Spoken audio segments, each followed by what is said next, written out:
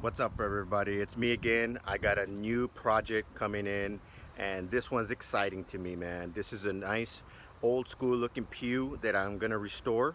So I hope you enjoy this one. So these are all the pieces that I gotta figure out how I'm gonna put it all together and make a pew out of it. At one point or another, this was assembled and it was a pew, but it actually rotted out, and it just needs a whole lot of love. I'm gonna show you real quick. Got a lot of rotted out wood here at the bottom. It got the notches to fill in the wood, but we're gonna make this thing, we're gonna give it a whole new life. So my goal with this project is to create a structure, a frame for it, for the inside of it, so that it can be durable enough for somebody to sit on it.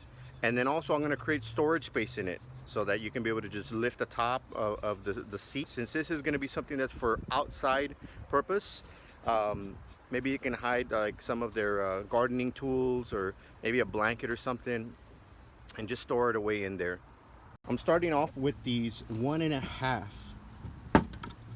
right here. So I'm going to create a frame like that. I've already went ahead and started the outside frame. So it's going to be kind of like this, right? So I'll create a frame for it. This is actually, if you're already putting that visual together in your head, you'll have a nice little structure like this, a little frame. And then we're just going to build around it. So the first part of it is complete. This is my base, right? And now what I'm pretty much going to be doing is filling in all this space here. I went ahead and cut some of this pine fence wood here. Really beautiful. It's already all cut, and I'm just pretty much going to fill up all that space in the bottom. This is going to be the inside of the actual storage unit, and then we're just going to build the pew around. All right, I created the floor here for the base. And now I'm just gonna sand it real quick. I'm gonna sand it down, give it a smooth finish, and I'm just gonna finish it off with linseed oil. All right, so I'm starting to connect the sides of the pew. I already went ahead and covered the bottom base with a linseed oil. It's already been sanded, and now I'm just gonna start putting the pieces together. All right, so I already attached the whole bench to the frame here. It's really sturdy. So now what I got to do is create a custom fit door that's going to be able to sit right here. But before I can start that, I need to create like a little lip right here so that when the door is sitting right on this, it can sit right on top of that lip, and there won't be any gaps in between, and it'll close very seamlessly. All right, so I got the door ready, and we're gonna go ahead and do like a paint and stain combo on this one.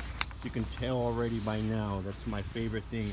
I'm gonna go with like a golden oak for the seat. This is actually where you're gonna sit down. It's gonna be the door, so you can open it up and access into the inside of the bench. All right.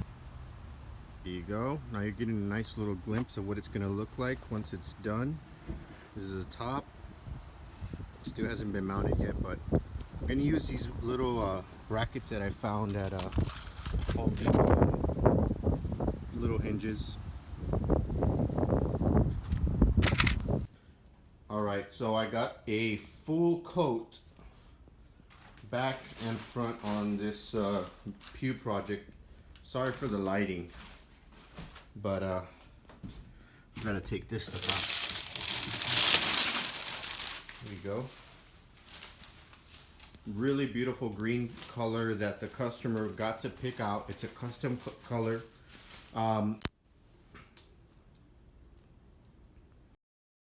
So it's a custom color that I picked out at well, the customer picked out, but I went ahead and custom made at Home Depot.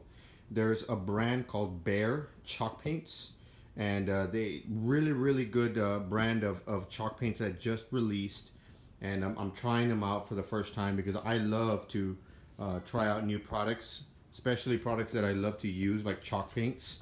And so far I'm really impressed with this because I only gave it one coat, and it's pretty solid. So it's looking really good. Now the next process I'm gonna do is called the aging process. I know I mentioned it in my previous videos. So pretty much what the aging process is, some people like it, some people don't. It depending what kind of look you want to achieve with it. The look that I'm going for is like a shabby chic type of look. Something that's old and weathered, but it's still kind of updated and new. In this case, it's an old pew. We've rejuvenated it, and I do want it to look a little weathered. So what I do is I sand certain parts of it. I use mainly like a 60, an 80, or even a 120 grit. Something that's a little bit heavier, like a 60, is good for certain projects. You will get a different type of like aging look depending on the type of grit that you're using of sandpaper, if that makes sense. So I would actually start off with a 120, something that's softer. You don't do too much damage to the paint. So if you're not experienced and you don't know what you're doing yet, start off with something softer. But once you get more experience, you'll start going into the heavier grit kind of stuff, because you can actually repair some of those mistakes that you do. So the next image you'll see is once it's already aged, and then I'm actually going to apply a clear wax onto it. I know my lighting is super bad in here, but I already did the aging process, and as you can notice, there's a little bit of a shine to it now because I covered it in a wax. So the aging process is simply, again, you're sanding it on the edges. You want to make it look as natural as possible, as if it had aged on its own. There you go. So now what I'm going to be doing is I'm going to be adding, I have this antiquing, dark antique wax. Again, it's also from Behr. I hope I'm pronouncing that right. Also looking for sponsors. So I'm going to use some of this darkening wax. The wax that I used on the previous project was black wax. This one's a dark antiquing wax, so there is a difference. It's just this one is brown, the other one's black. So you always got to look at the labels very, very closely.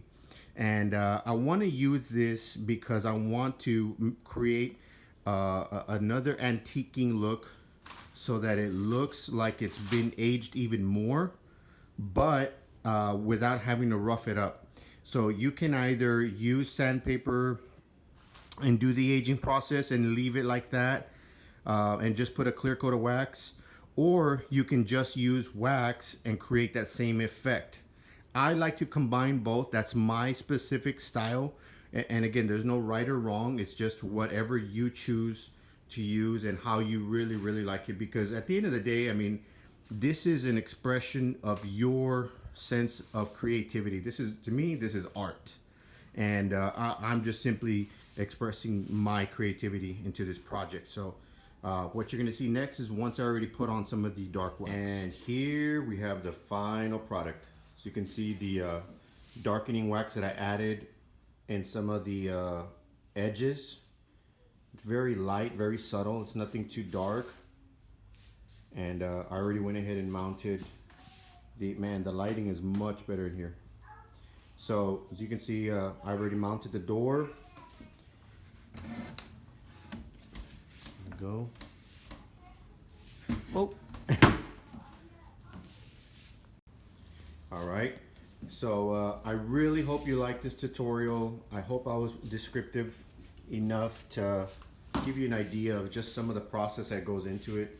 I know I left out a lot of little details, but if you all have any questions, feel free to comment or even ask your questions in the comments below or inbox us. I'd be happy to share any of that information with you. So let me know if you have any projects you would like for us to work on for you, and give us a quick message or a call. Thank you for watching. Thank you for tuning in. Until next time, guys.